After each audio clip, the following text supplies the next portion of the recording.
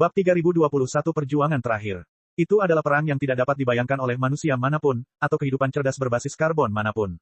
Di medan perang yang kejam di mana gravitasi standar bintang kuno ribuan kali lebih tinggi, dua siklon super, keduanya berdiameter lebih dari 1000 km dan bahkan lebih dahsyat daripada badai level 13 di planet biasa, bertabrakan secara brutal.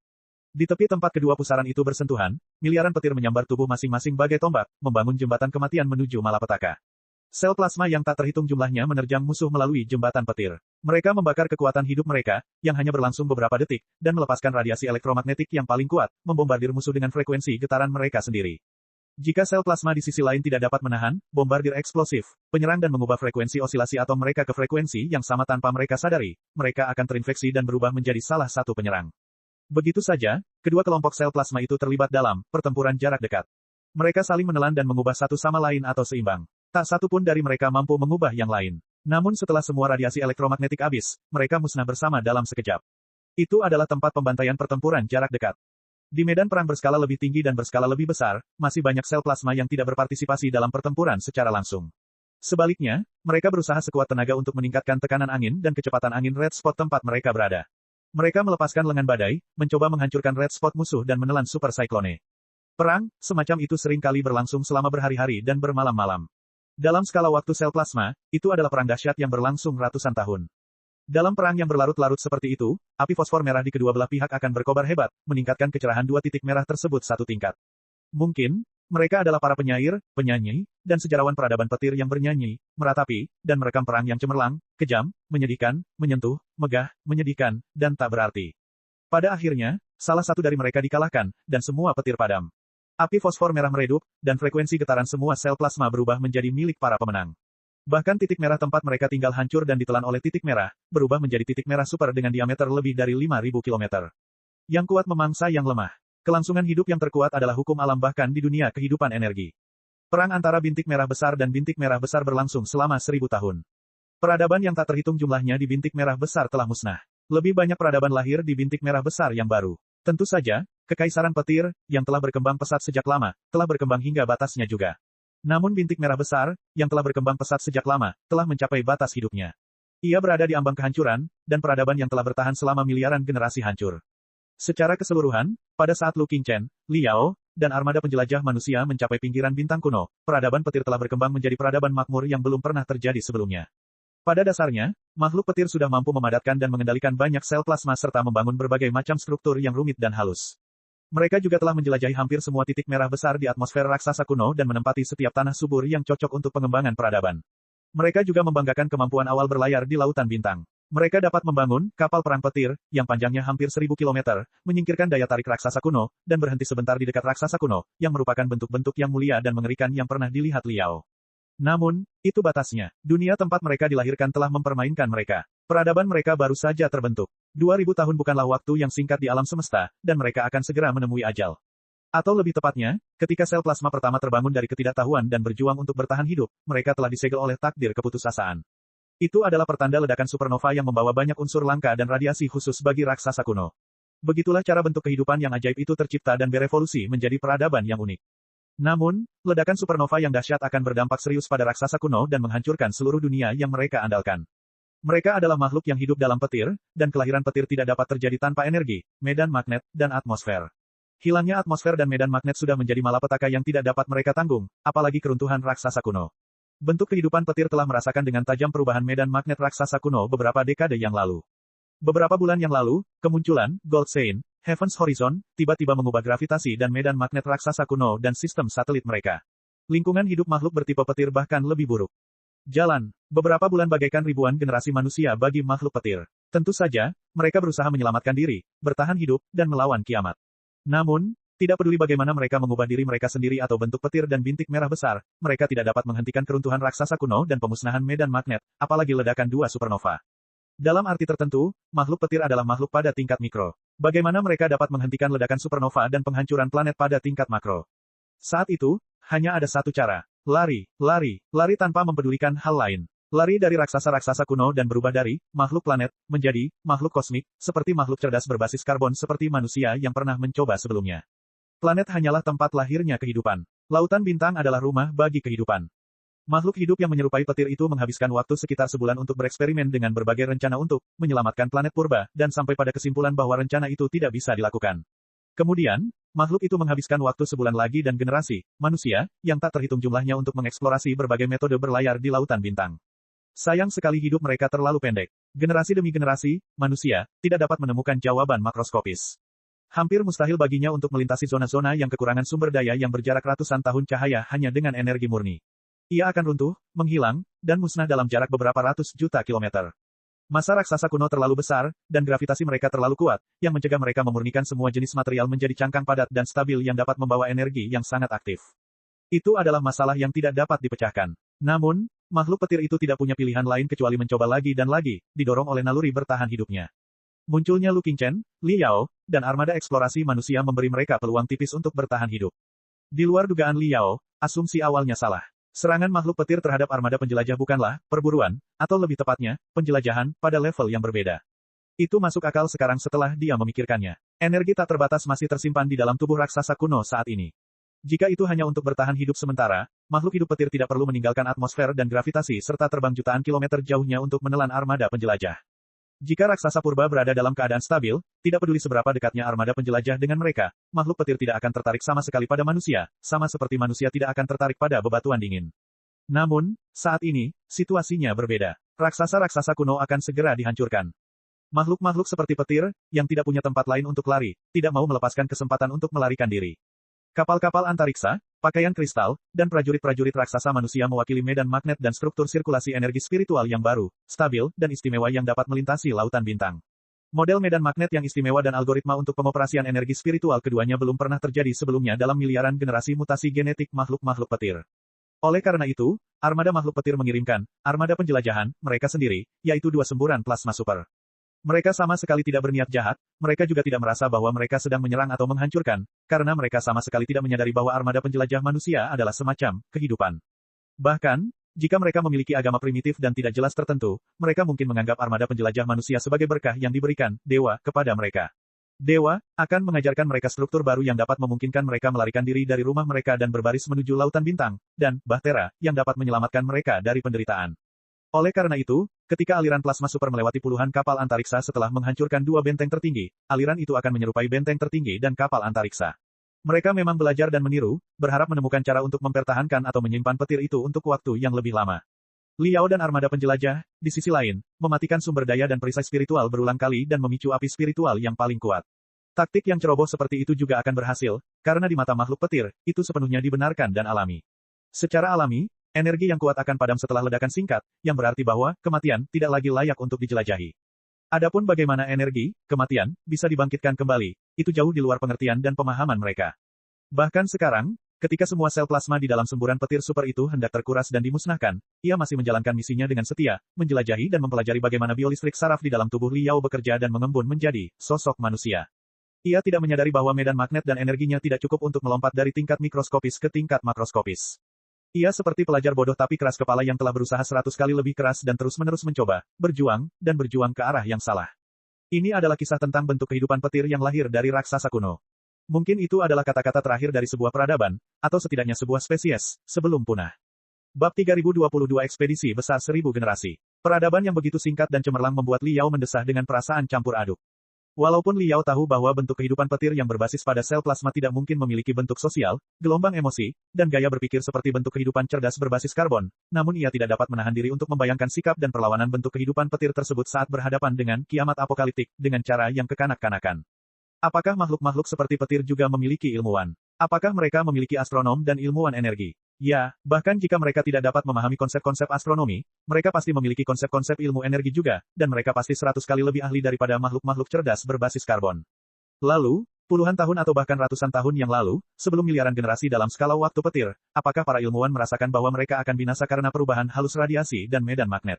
Apakah mereka ragu-ragu, putus asa, dan bekerja keras untuk menghitung setiap rute pelarian dan peluang bertahan hidup sepersejuta? Apakah ada pendeta yang juga hidup di dunia petir? Ketika semua cendekiawan gagal menyelamatkan mereka, akankah para pendeta berdoa kepada bintang-bintang dengan lebih tulus? Atau akankah mereka menemukan dengan ngeri bahwa bintang-bintang mereka hampir tidak dapat melindungi diri mereka sendiri dan bahwa mereka mungkin telah terbunuh oleh sambaran petir yang dahsyat jauh sebelum mereka lahir? Bahkan mungkin mereka akan menemukan bahwa mereka adalah produk ledakan supernova, bahwa mereka adalah jiwa sebuah bintang, dan bahwa mereka bukanlah anak-anak matahari, tetapi anak-anak setan yang menghancurkan matahari. Ketika misi penghancuran selesai, mereka juga akan dihancurkan.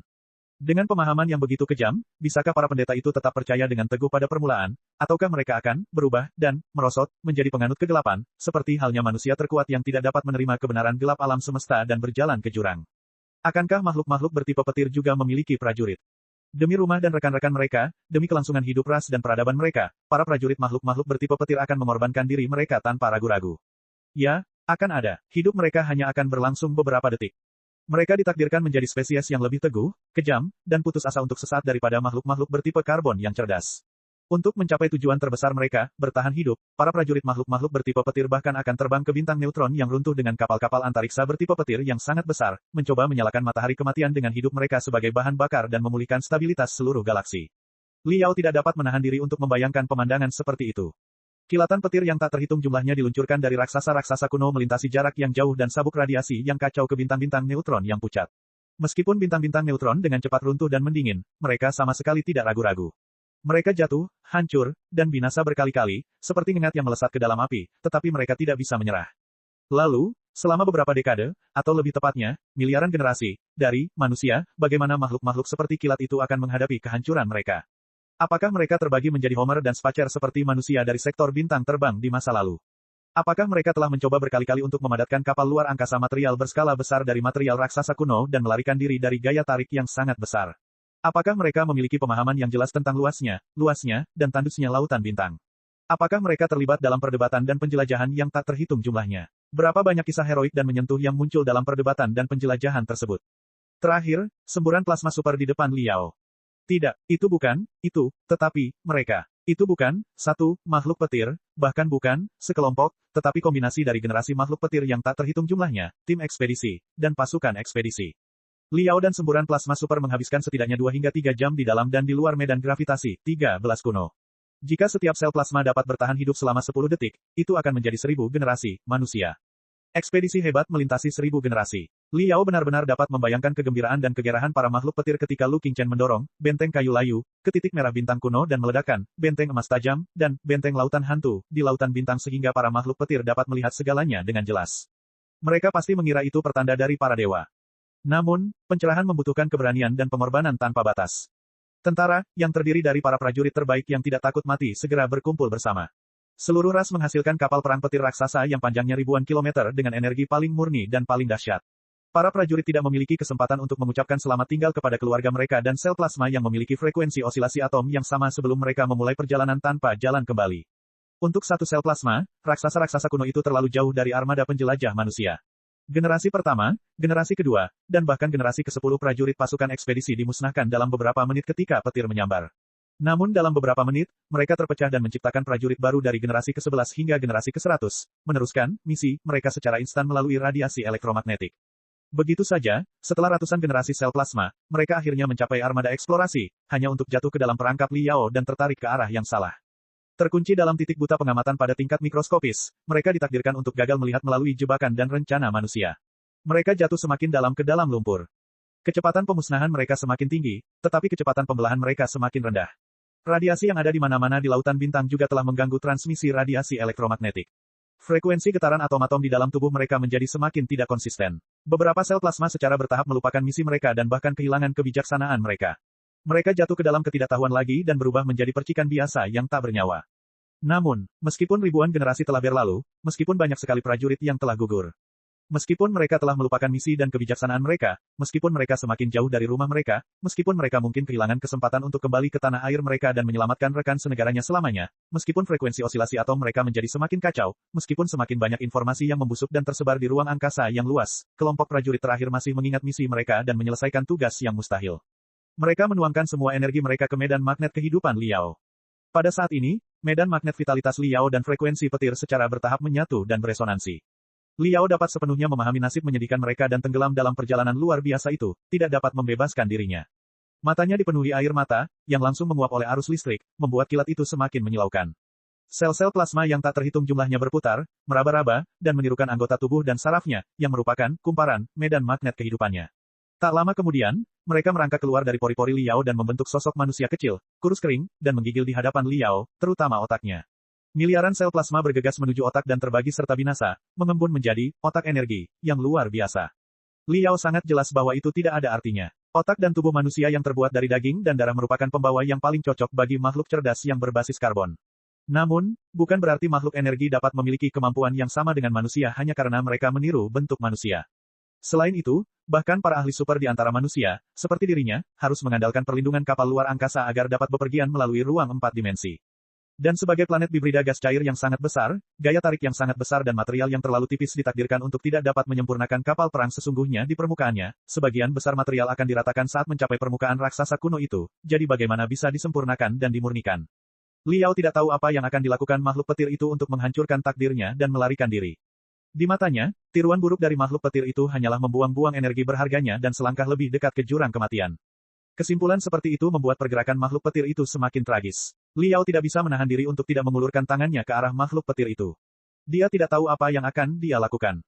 Sebaliknya, makhluk petir merasakan perubahan halus pada medan magnet di dalam tubuhnya dan mengulurkan lengannya yang dilingkari busur listrik. Ujung-ujung jari kehidupan berbasis karbon dan kehidupan berbasis energi saling bersentuhan dengan lembut, menghasilkan percikan yang tak terlukiskan. Perasaan yang rumit dan intens muncul di dalam otak Liao. Itu bukan emosinya sendiri, tetapi perasaan bahwa makhluk petir itu merangsang sel-sel otaknya. Itu adalah kesedihan, kecemburuan, kemarahan, keputusasaan, iri hati, kebingungan, dan segala macam perasaan lainnya. Mungkin, mereka juga telah membacanya dengan cara tertentu. Paling tidak, mereka samar-samar telah memahami informasi di dalam otak Liao, menyadari luasnya dan kekejaman alam semesta, dan mengetahui kebenaran tentang pecahnya supernova dan berakhirnya planet purba. Atau mungkin, perjalanan panjang melintasi 1000 generasi yang membuat mereka menyadari ketidakberartian dan kerapuhan mereka sendiri, dan bahkan jalan keluar pun tidak ada. Mereka putus asa tentang akhir peradaban mereka. Mereka iri dan cemburu terhadap makhluk cerdas berbasis karbon seperti manusia, marah terhadap hukum alam yang menciptakan mereka dan akan menghancurkan mereka, dan bingung tentang keberadaan hukum alam. Apa sebenarnya kebenaran alam semesta? Apakah dao surgawi benar-benar ada? Apakah mereka semacam produk sadar, setidaknya budak, mainan, atau subjek uji, atau apakah mereka hanya kebetulan yang tidak penting? Mereka ingin bertahan hidup. Mereka melampiaskan kebencian terkuat kepada Liao, berharap dapat memusnahkan Liao, manusia, dan semua makhluk cerdas berbasis karbon lainnya agar dapat bertahan hidup. Namun, pada detik berikutnya, mereka mengirimkan doa yang paling menyedihkan dan kebaikan yang paling murni kepada Liao, berdoa agar makhluk cerdas berbasis karbon seperti Liao dapat membantu mereka bertahan hidup, seperti cara mereka disimpan dalam kaleng besi padat. Jika itu tidak memungkinkan, mereka berdoa agar Liao setidaknya dapat mengingat bentuk kehidupan mereka dan frekuensi osilasi atom mereka serta sejarah, spesies, dan peradaban mereka. Bab 3023 Penyelamatan atau Kehancuran. Menyaksikan makhluk petir itu berjuang tanpa suara, Liao merasa hampir malu. Ia dulu berpikir bahwa alam semesta begitu tidak adil bagi manusia sehingga, jika ada hukum surgawi, manusia hanya akan menjadi budak dan mainan hukum surgawi. Dunia tempat manusia hidup begitu kejam sehingga sumber daya alam semesta pangus selalu langka, memaksa manusia untuk menempuh jalan penghancuran diri atau bunuh diri. Tapi sekarang, dari kehidupan bintang kuno yang seperti kilat, dia akhirnya menyadari apa yang kejam adalah manusia, atau kebanyakan makhluk cerdas berbasis karbon, beruntung. Mereka tinggal di dua planet yang stabil. Planet-planet seperti itu ada di mana-mana, dalam skala alam semesta. Keunggulan alami kehidupan berbasis karbon berarti bahwa setiap planet memiliki rentang hidup yang relatif panjang. Mereka juga mampu menahan badai yang melewati ruang 4 dimensi dan rasa sakit akibat pemisahan dan konsolidasi, yang memungkinkan pelayaran di lautan bintang. Ketika keunggulan tersebut digabungkan, api kehidupan pada makhluk cerdas berbasis karbon menyebar ke seluruh alam semesta dan mulai menyala dengan hebat. Sangat mudah bagi makhluk cerdas di berbagai zona ruang angkasa dan bahkan di alam semesta yang berbeda untuk berkomunikasi satu sama lain. Komunikasi, bahkan dengan cara perang, perbudakan, dan pembantaian yang paling kejam, akan mendorong kemajuan suatu peradaban. Sama seperti peradaban umat manusia saat ini, mereka dulu memiliki banyak saudara laki-laki dan perempuan, dan mereka telah maju dalam pertikaian internal dengan saudara laki-laki dan perempuan mereka. Mereka juga telah menemukan bapak mereka, klan Pangu dan klan Nuwa, yang juga merupakan bentuk kehidupan berbasis karbon, dan bahkan pembuat dinding hitam. Mereka juga telah mulai menciptakan generasi bentuk kehidupan informasi berikutnya yang dapat dengan hati-hati dan bertahap menyingkirkan cangkang berbasis karbon. Betapa bahagianya dan beruntungnya suatu peradaban yang memiliki orang tua, saudara, dan anak-anak, dan betapa murah hati dan mewahnya alam semesta terhadap kehidupan berbasis karbon. Namun, bagaimana dengan peradaban Lightning? Planet tempat mereka dilahirkan adalah yang paling sedikit di antara keluarga planet. Selain itu, tidak semua planet memiliki atmosfer, dan tidak semua atmosfer planet dapat menghasilkan sel plasma. Diperlukan dua supernova yang berdekatan untuk meledak pada waktu yang hampir bersamaan dan menyapu berbagai macam materi dan radiasi ke atmosfer planet tersebut. Intensitas radiasi tidak akan cukup kuat untuk menelan planet tersebut, yang merupakan satu-satunya keajaiban yang dapat dicapai. Dengan kondisi yang begitu keras, bukan hanya di alam semesta Pangu, bahkan di multisemesta yang tak terhitung jumlahnya, Liao yakin bahwa bentuk kehidupan petir dari raksasa purba itu unik. Artinya, mereka ditakdirkan untuk hidup sendiri. Mereka terlahir sebagai yatim piatu. Mustahil bagi mereka untuk menerima bantuan dan pencerahan dari para pendahulu mereka. Hampir mustahil bagi mereka untuk berkomunikasi dengan dunia luar. Mereka hanya bisa meraba-raba dalam kegelapan hingga jatuh ke jurang. Selain itu, jalan surgawi hanya menyisakan sedikit waktu bagi mereka. Terlalu sedikit waktu. Mereka seperti anak-anak yang terinfeksi virus mematikan saat masih dalam kandungan ibu mereka.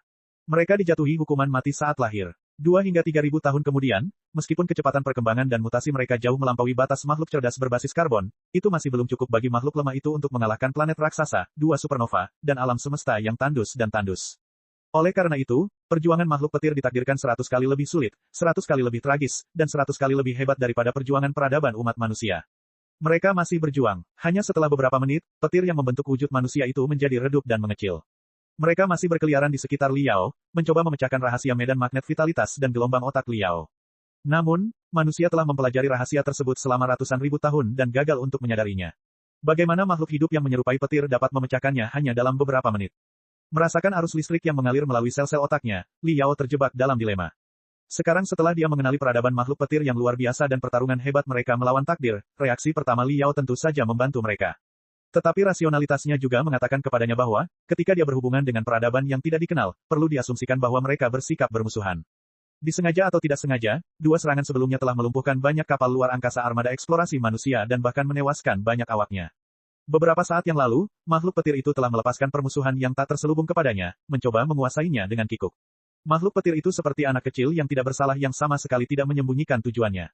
Itu adalah pikiran jahat, yang paling murni dan paling utama. Liao tidak ragu bahwa, jika menghancurkan manusia dapat menyelamatkan peradaban mereka, para prajurit peradaban petir pasti akan melakukannya tanpa keraguan sedikitpun. Dia seharusnya memusnahkan mereka, bukan? Namun, di kedalaman Pangu Universe, di multiverse yang memiliki kemungkinan tak terbatas, berapa banyak bentuk kehidupan yang sama hebat dan megahnya dengan makhluk petir. Apakah peradaban manusia akan menyapu seluruh alam semesta dan mengubah seluruh alam semesta menjadi gurun tandus dengan kalimat yang berbunyi, mereka yang tidak dari spesies yang sama akan tidak setia, seperti banjir? Mungkinkah yang disebut banjir itu adalah sekelompok peradaban super yang percaya bahwa mereka yang bukan spesies yang sama harus memiliki pikiran yang berbeda dan menyerang terlebih dahulu untuk menang? Semua peradaban yang tidak dikenal itu adalah peradaban yang bermusuhan, dan hanya peradaban penghancur yang merupakan peradaban yang bersahabat. Apakah tujuan akhir dari perjalanan umat manusia ke lautan bintang adalah untuk menjadi banjir kedua, atau untuk berdiri di sisi yang berlawanan dari banjir dan melawan banjir bersama dengan spesies cemerlang yang tak terhitung jumlahnya? Menabung atau tidak, bagaimana dia bisa menyelamatkan mereka jika dia harus melakukannya? Bagaimana dia bisa menghancurkan mereka jika dia tidak melakukannya? Riak di bawah mata Liao mulai bergetar hebat. Saat itu juga dia tiba-tiba merasakan beberapa kilatan petir setipis rambut telah merayapi kedalaman otaknya dan mengikat jiwanya, menyatu dengannya. Beberapa sel plasma merangkak ke tangki bahan bakar dan reaktor kristal milik pembakar lalu menghilang pula.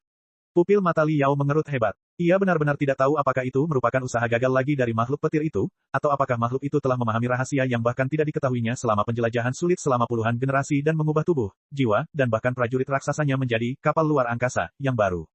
Liao tertegun cukup lama. Kemudian dia tersenyum. Otot-otot yang kram karena busur listrik semuanya rileks. Dia menarik napas panjang lega dan bergumam pada dirinya sendiri, ya. Aku terlalu sombong untuk berpikir bahwa aku bisa menjadi penyelamat atau penghancurmu. Dibandingkan dengan ledakan supernova dan runtuhnya galaksi yang akan menghancurkanmu, kekuatanku tidak ada apa-apanya. Setelah berjuang melawan alam semesta dan takdir yang begitu kejam dalam waktu yang lama, kalian telah menjadi pejuang terkuat. Kalian sama sekali tidak membutuhkan pertolongan orang lain. Kalian bisa menyelamatkan diri sendiri. Juga, bagaimana aku bisa menghancurkanmu? Bahkan ledakan 2 supernova, badai super raksasa, gravitasi super, dan bahkan hukum alam semesta gagal menghancurkanmu. Bagaimana aku bisa menghancurkanmu? Kalau begitu, ayo kita lakukan. Ayo terus berjuang dengan segala yang kita punya. Mungkin ini adalah cara komunikasi dan penyelamatan bersama yang paling efisien antara 2 peradaban yang berbeda. Atau mungkin, ini adalah rasa hormat terbesar yang dapat diberikan seorang pejuang yang berjuang di jalan bertahan hidup dan perlawanan kepada pejuang lain dalam perdagangan yang sama. Pada saat ini, Liao memejamkan matanya dan membakar hidupnya, mencoba mengusir makhluk-makhluk seperti petir yang telah menyerang tubuhnya. Namun, ada kemungkinan juga bahwa ia tidak mengusir mereka, melainkan melepaskan semua informasi tentang manusia, klan Pangu, pabrik tembok hitam, dan makhluk cerdas berbasis karbon lainnya. Ia juga mengirimkan energinya yang berharga ke dalam tubuh makhluk seperti kilat itu untuk memperpanjang hidupnya. Sulit untuk menentukan apakah itu kehancuran atau penyelamatan antara berbagai bentuk kehidupan. Dengan logika yang sama, kehidupan petir itu bergetar hebat di dalam otak Liao, mengukir dan membekas. Mungkin itu jahat. Ia mencoba menghapus semua ingatan dan kesadaran dalam pikiran Li Yao sedemikian rupa, sementara ia memindahkan seluruh peradabannya ke dalam. Ada kemungkinan pula bahwa ia sedang mencoba mengajari Li Yao, rekan seperjalanan dalam perjalanan tanpa akhir, seni rahasia rumit dalam memanipulasi energi ketika ia merasakan bahwa hidupnya akan segera berakhir. Mungkin juga ia masih belum mengenali gambaran lengkap kehidupan cerdas berbasis karbon, juga tidak memiliki konsep baik dan jahat. Ia hanya berusaha sebaik mungkin untuk membangun makam dan monumen bagi peradaban prematurnya antara sel-sel otak Li Yao dan arus listrik. Li Yao kembali terhanyut, tidak tahu berapa lama proses itu berlangsung. Di hadapan dua peradaban yang skala waktunya sangat berbeda, waktu itu sendiri tidak berarti apa-apa. Singkatnya, ketika ia perlahan-lahan terbangun dari model energi petir yang belum pernah terlihat sebelumnya, indah dan menakjubkan, gambaran pertama yang dilihatnya adalah bentuk kehidupan petir dalam bentuk manusia yang perlahan-lahan menjauh dari kediaman spiritual prajurit raksasa dan tenggelam ke kedalaman lautan bintang. Tampaknya telah menyelesaikan misinya dan siap menyambut ajalnya. Busur listrik yang memantul meredup, beriak, dan menghilang, tetapi petir yang seharusnya paling ganas tampak tenang dan jernih seperti sungai. Ia membuka lengannya dan melayang semakin jauh, menjadi semakin kecil, seolah-olah ia benar-benar telah melepaskan rambut panjangnya dan tenggelam ke dalam lautan dengan tenang. Tidak, bukan, bawah laut, bukan kedalaman lautan bintang, melainkan ke arah raksasa purba. Meskipun begitu jauh dari rumahnya, meskipun energi minimalnya tidak cukup untuk mendukung sel plasma untuk kembali ke planet purba, ia tetap sangat tertarik oleh medan magnet rumahnya. Ia tidak jatuh, melayang, atau tenggelam, tetapi kembali ke rumahnya. Bab 3024 Pintu masuk ke peradaban super. Hidung dan dada Li Yao kembali tersumbat oleh sesuatu yang asam. Dengan sisa tenaganya, dia mengulurkan tangannya yang gemetar, mengendalikan lengan raksasa baja itu untuk mengucapkan selamat tinggal pada petir yang layu itu. Selamat tinggal, temanku. Meskipun peluangnya bahkan tidak sepersejuta pun, aku masih berharap sebagian dirimu, atau setidaknya satu sel plasma, dapat kembali ke planet kuno itu dan menyebarkan kisah pertemuan kita yang luar biasa. Aku seharusnya menyelamatkanmu atau menghancurkanmu, tetapi aku juga berjuang untuk kelangsungan hidup dan kehancuranku sendiri. Aku akan pergi ke tempat yang lebih misterius dan berbahaya untuk menemukan asal-usulku, takdirku, dan jawabanku. Karena itu, mari kita berpisah di sini dan berharap untuk bertemu lagi di masa depan. Bagaimanapun juga, pertemuan hari ini terlalu tergesa-gesa dan memalukan. Aku sangat menantikan hari ketika kita atau keturunan kita dapat berhubungan satu sama lain dengan cara yang lebih bermartabat, tenang, dan bijaksana. Atau mungkin, kita dapat melakukan perang yang lebih spektakuler dan hebat. Ngomong-ngomong, selamat tinggal, kehidupan petir itu semakin mengecil dalam penglihatan Li Yao. Perlahan-lahan ia meleleh menjadi bayangan besar bintang kuno dan tidak terlihat lagi. Li Yao telah kehabisan energi spiritual selama pertempuran hidup dan mati dan komunikasi setelahnya. Dia bahkan tidak punya kekuatan untuk menggoyangkan jari kelingkingnya. Kelelahan dan rasa kantuk perlahan-lahan membanjiri otaknya seperti air pasang hitam dan tebal dan melahap setiap sel otaknya. Sebelum pingsan, dia hanya sempat menyalakan sistem navigasi otomatis prajurit Dewa Raksasa dengan gerakan bola matanya dan pelepasan gelombang otaknya sehingga para pembakar bisa mencari tanda-tanda bahwa Li Linghai, Ding Lingdang, dan seluruh anggota tim telah pergi dan mengejar tim utama menuju pintu masuk makam. Li Yao tidak tahu apakah prajurit raksasa yang lumpuh dan patah itu dapat menyelesaikan tugasnya. Sama seperti makhluk petir, ia dihadapkan pada keputusasaan dan harapan. Li Yao tertidur lama sekali. Mimpinya dipenuhi dengan kilat, guntur, dan model energi yang tak ada habisnya. Ketika ia perlahan-lahan terbangun, kondisinya tidak lebih baik dari sebelumnya. Ia masih lelah, mengantuk, dan lapar. Setiap sel dalam tubuhnya menjerit. Banyak obat-obatan bernutrisi tinggi telah disimpan di dalam prajurit Dewa Raksasa. Little Black seharusnya menyuntikkan dan mengobatinya tepat waktu. Namun, obat-obatan bernutrisi tinggi telah dielektrolisis dan diuapkan oleh makhluk hidup yang seperti kilat itu. Hampir tidak ada nutrisi yang tersisa. Li Yao memeriksa log navigasi prosesor kristal mainframe dan terkejut saat mengetahui bahwa dia telah tidur selama 7 hari. Periode kehilangan kontrol dan koma yang begitu lama jarang terlihat sepanjang karir pelatihannya. Untungnya, menurut catatan, prajurit Dewa Raksasa telah melaksanakan instruksinya dengan patuh saat dia dalam keadaan koma. Selain itu, tanda-tanda yang ditinggalkan oleh Li Linghai dan Ding Lingdang juga cukup jelas, membuatnya semakin dekat dengan pintu masuk makam kaisar tertinggi. Mengingat kerusakan yang dialami prajurit Dewa Raksasa dan bahan bakar yang tersisa, itu adalah keajaiban yang nyata. Apakah itu, kamu? Li Yao mengusap kepalanya yang sakit dan merasakan petir masih menari di dalam. Dia tidak tahu apakah kehidupan bagaikan kilat itu telah merangkak ke dalam tangki bahan bakar prajurit Dewa Raksasa dan mengubah struktur serta unsur-unsur bahan bakar kristal, memeras lebih banyak energi dengan cara yang tidak dapat dipahami oleh kehidupan cerdas berbasis karbon. Dia tidak tahu apakah saraf-saraf yang berkelebat jauh di dalam otaknya memiliki ciri-ciri kehidupan yang bagaikan kilat. Betapapun kejamnya alam semesta, kehidupan akan selalu menemukan jalan keluar, bukan? Li Yao tertawa, melihat raksasa-raksasa kuno yang hanyut di belakangnya selama 7 hari 7 malam dan planet raksasa yang cemerlang bagaikan matahari. Li Yao tiba-tiba merasa bahwa alam semesta yang sunyi dan sepi telah menjadi semakin hidup. Siapa bilang manusia itu kesepian? Mungkin ada banyak sekali makhluk yang luar biasa dan hebat yang hidup di berbagai tingkatan alam semesta. Manusia hanya perlu menemukannya dengan mengucek mata. Alam semesta seperti hutan yang rimbun. Di berbagai tingkatan, ada pohon-pohon yang menjulang tinggi, semak-semak, dan rumput. Ada serigala, harimau, macan tutul, antelop, dan rusa. Ada juga reptil dan serangga, bahkan jamur dan bakteri. Mungkin saja serigala, harimau, dan macan tutul tidak pernah menyadari bahwa sarang semut yang tak terhitung jumlahnya dan terorganisasi dengan baik mungkin ada di tanah di bawah kaki mereka. Peperangan antar semut sama hikmat dan megahnya dengan pertempuran antar binatang buas. Mereka hanya berburu dan membunuh secara membabi buta. Namun manusia bukanlah predator, seharusnya tidak akan pernah. Liao tiba-tiba merasa bahwa kata, hutan gelap, itu kontradiktif dan tidak berdasar. Sebagian besar tumbuhan membutuhkan sinar matahari untuk melakukan fotosintesis. Oleh karena itu, keberadaan hutan itu sendiri berarti keberadaan cahaya. Tidak peduli seberapa gelap hutan itu terlihat, pasti akan ada cahaya di luar hutan. Sekalipun ada lingkungan yang benar-benar gelap, makhluk hidup alami yang lahir di lingkungan yang benar-benar gelap tidak akan pernah berevolusi menjadi organ yang peka terhadap cahaya seperti mata. Lalu, apa pentingnya kegelapan bagi mereka dan apa masalahnya? Bahkan jika mereka belum berevolusi menjadi mata, mereka pasti punya cara untuk memahami informasi di sekitar mereka dan berkomunikasi dengan rekan-rekan mereka atau bahkan spesies lain. Mau atau tidak, mereka adalah motivasi terbaik, jika bukan satu-satunya, untuk evolusi mereka. Selama kita bisa berkomunikasi satu sama lain, cahaya ditakdirkan untuk lahir dalam kegelapan, tidak peduli seberapa gelapnya. Peradaban umat manusia pada dasarnya adalah produk cahaya. Saat ini, kita hanya perlu menyebarkan cahaya dan meneruskannya. Liao mengulurkan salah satu jarinya. Kerak, kerak, sebuah bola petir yang tidak berarti muncul di ujung jarinya. Bola itu berdiameter tidak lebih dari 5 mm, tetapi berubah menjadi berbagai bentuk yang halus dan ratusan struktur 3D yang rumit. Bola itu bahkan mekar seperti bunga dan menari seperti kupu-kupu, tanpa sengaja memperlihatkan struktur energi dan kemampuan manipulasi Liao yang melampaui semua makhluk cerdas berbasis karbon seperti manusia dan klan Pangu. Itu adalah anugerah dari makhluk petir, sama seperti dia telah memberi mereka kemampuan untuk melebur logam dan memanipulasi material. Jika makhluk hidup yang berupa kilat, yang sejarahnya hanya 2000 tahun dan rentang hidup masing-masingnya kurang dari 10 detik, tidak pernah putus asa menghadapi ledakan supernova dan bencana runtuhnya galaksi, apa alasannya kita, manusia, harus putus asa saat menghadapi banjir? Li Yao tersenyum. Ia menarik petir itu kembali ke telapak tangannya dan menyerang prajurit dewa raksasa itu. 1 jam kemudian, mutiara yang mengambang tenang di lautan bintang di pintu masuk makam kaisar tertinggi muncul lagi dalam penglihatannya. Dia juga menerima pesan Ding Lingdang dari pemroses kristal yang mengambang di dekat pintu masuk makam. Li Yao, alangkah baiknya jika kamu bisa melihat pesannya. Di dalam sorotan cahaya, Ding Lingdang kelelahan. Kokpit di belakangnya terbakar oleh asap. Badai meteorit dan gangguan elektromagnetik terlalu parah.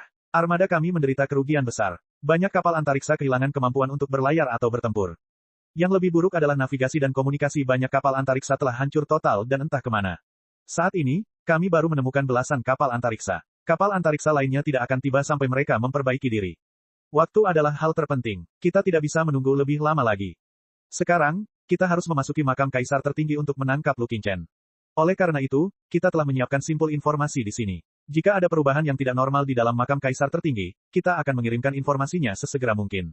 Jika tidak ada anomali, itu berarti kita masih dalam proses penangkapan. Li Yao, atau siapapun yang telah membaca pesan itu, silakan masuk ke makam kaisar tertinggi untuk segera memberi kami bala bantuan. Pesan itu telah dikirim 5 hari yang lalu. Kemudian, ada pesan-pesan yang berserakan dan berantakan yang berderit dan berdesis. Tampaknya Ding Lingdang dan yang lainnya telah benar-benar terjebak di makam kaisar tertinggi dan pesan-pesan yang mereka kirim telah disabotase. 5 hari yang lalu, Ding Lingdang dan yang lainnya telah memasuki makam kaisar tertinggi dan masih belum keluar. Apakah mereka gagal menangkap Lu Qingchen, atau... Li Yao tidak berani berpikir lebih jauh. Dia mempercepat langkahnya dan mendekati pintu masuk makam. Bola Merkuri dan Mutiara memiliki fitur yang sangat berbeda dari planet purba. Jika raksasa kuno melambangkan keprimitifan, alam, keliaran, dan kebrutalan, mereka adalah simbol ketepatan dan kendali mutlak. Mereka adalah produk buatan manusia dari peradaban super. Pembakar, itu berjarak kurang dari 100 meter dari pintu masuk makam kaisar tertinggi. Namun, pada jarak sedekat itu, Li Yao masih belum dapat mendeteksi cacat atau benjolan apapun di permukaannya. Di permukaan yang berdiameter lebih dari beberapa kilometer, bahkan tidak ada fluktuasi 0,001 mikrometer pun. Dengan pengetahuan Li Yao di bidang ilmu material dan pengolahan logam, bahkan mengolah logam padat menjadi bola yang akurat seperti itu sama sekali mustahil. Selain itu, benda itu sama sekali bukan benda padat, melainkan material tak dikenal yang tampak seperti logam cair tetapi ratusan kali lebih menakjubkan. Itu adalah pintu masuk yang dapat dilewati dengan bebas. Begitu saja, ia tenang, acuh tak acuh, dan jauh dari dunia. Ia berkembang dengan kecemerlangannya sendiri, memperlihatkan kekuatannya dan membuat semua yang datang terlambat merasa bahwa mereka sedang melihat ke atas gunung yang tinggi. Tidak tepat lagi menyebutnya pintu masuk ke makam kaisar tertinggi. Li Yao yakin bahwa bahkan kaisar tertinggi peradaban manusia tidak memiliki kemampuan untuk membangun pintu masuk seperti itu. Apalagi jika dilihat dari peninggalan klan Pangu dan kapal perang klan Nuwa, kemampuan mereka dalam mengolah dan memurnikan logam masih jauh dari itu. Li Linghai benar, relik itu bukanlah hasil karya kaisar tertinggi maupun peradaban Pangu. Itu hanya bisa jadi produk dari tembok hitam. Itu adalah hasil karya peradaban super yang memblokir miliaran bintang dan menyegel alam semesta Pangu. Bab 3025 Makam Kuno. Liao mengamati permukaan pintu masuk makam kuno dengan saksama, tetapi ia tidak menemukan apapun kecuali bayangannya sendiri yang jelas. Sama seperti Li Linghai, ia tidak tahu apa yang disebut pintu masuk itu. Apakah itu benda angkasa buatan manusia, susunan teleportasi super, atau apakah itu karena pembuat dinding hitam menangkap satu lubang cacing atau 100 lubang cacing dan memadatkannya bersama-sama? Perhatian Liao sepenuhnya tertuju pada pintu masuk makam. Ia tidak dapat menahan diri untuk tidak memanipulasi prajurit dewa raksasa untuk menyentuh permukaan seperti Merkuri. Riak-riak segera menyebar di permukaan pintu masuk makam kuno, seolah-olah itu adalah terowongan yang mengarah ke tempat yang tidak diketahui. Sebelum Liao siap, sebuah daya tarik yang tidak dapat dijelaskan menariknya dan si pembakar masuk. Itu bukan penyerapan sederhana. Banyak, Merkuri, yang tampak hidup melonjak keluar dan menyelimuti, melelehkan dewa prajurit raksasa itu. Sensasinya serupa dengan lompatan luar angkasa, yang merupakan pemecahan 3 dimensi dari para pelompat luar angkasa. Air hangat. Namun, dibandingkan dengan teknologi lompatan ruang angkasa yang sederhana dan kasar, yang memiliki efek samping yang luar biasa, teknologi yang digunakan oleh pembuat tembok hitam, jauh lebih maju. Seluruh prosesnya sangat hangat, lembut, dan nyaman. Merkurius yang hangat tidak hanya menyelimuti prajurit dewa raksasa, tetapi juga menyelimuti kulit Liao dan setiap sel di tubuhnya, memberinya perlindungan maksimal. Tanpa sepengetahuannya, dia telah melewati penghalang waktu dan ruang dan tiba di. Liao merasa dirinya terjatuh dengan cepat. Pagi. Ia tampak muncul begitu saja dari udara tipis di antara langit biru dan awan putih, jatuh menuju tanah subur. Semburan tenaga prajurit dewa raksasa mengeluarkan suara yang mengerikan. Intensitas unit tenaga, kelelahan logam pada keseluruhan struktur, dan konsumsi bahan bakar semuanya telah mencapai batasnya. Liao bahkan tidak dapat mengaktifkan unit anti-gravitasi. Dia hanya dapat menyemburkan beberapa api lemah. Bersama dengan teknik manipulasi gravitasinya sendiri, dia mampu membantu prajurit dewa raksasa melambat. Pada akhirnya, dia jatuh ke tanah dengan suara, bang-bang, dan jatuh terkapar, menciptakan kawah berbentuk manusia. Untungnya, yang ada di bawah bukanlah logam keras atau beton, melainkan tanah lunak, yang mengurangi dampak lebih dari 90%. Penutup pelindung kediaman spiritual terbuka secara otomatis. Liao merangkak keluar dengan keempat kakinya. Little Black, yang telah mengikutinya sejak kecil, juga telah mengembun menjadi bentuk yang cocok untuk gerakan dan penjelajahan berkecepatan tinggi. Itu adalah bola gemuk yang tampak seperti bola yang terbuat dari biji wijen hitam dan beras ketan. Ia mengepakkan sayapnya yang pendek dan berputar di sekitar kepala Liao. Apakah ini? Makam kaisar tertinggi yang legendaris, tahta emas, dan sektor cakrawala. Liao menggaruk rambutnya yang berantakan dan mencoba membuka matanya yang bengkak. Dia mengendus udara dan merasa, ada sesuatu yang salah. Ini adalah pendaratan yang cukup berhasil. Meskipun penampilan prajurit dewa raksasa itu mengerikan, setidaknya struktur utamanya tidak rusak. Dengan bahan dan bahan bakar yang tepat, Liao dapat memulihkan lebih dari 70% energi jet tempurnya. Gravitasi di dalam makam kuno itu berada di antara sektor asal surga dan sektor terminus Empyrean, yang paling cocok untuk kelangsungan hidup bentuk kehidupan cerdas berbasis karbon sepanjang 2 meter itu. Sementara itu, meskipun udara dipenuhi dengan bau belerang yang tidak sedap, komposisi gas beracun seperti sulfur dioksida masih dalam toleransi orang biasa untuk waktu yang singkat. Tidak ada gempa bumi, tsunami, letusan gunung berapi, atau tornado. Kelembapan udara membuat Liao percaya bahwa seharusnya ada danau, lautan, atau sistem air di dekatnya. Secara umum, tempat ini dapat disebut sebagai surga bagi kehidupan cerdas berbasis karbon.